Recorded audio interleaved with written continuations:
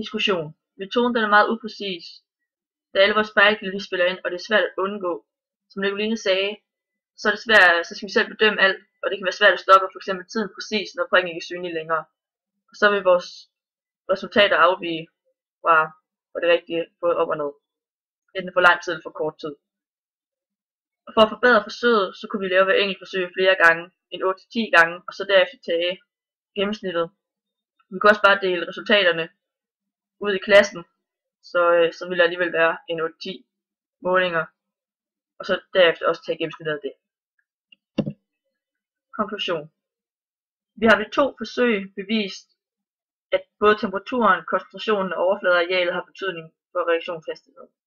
Jo højere temperatur, jo højere hastighed, jo højere koncentration, jo højere hastighed, og til sidst, jo større overfladeareal, jo højere hastighed.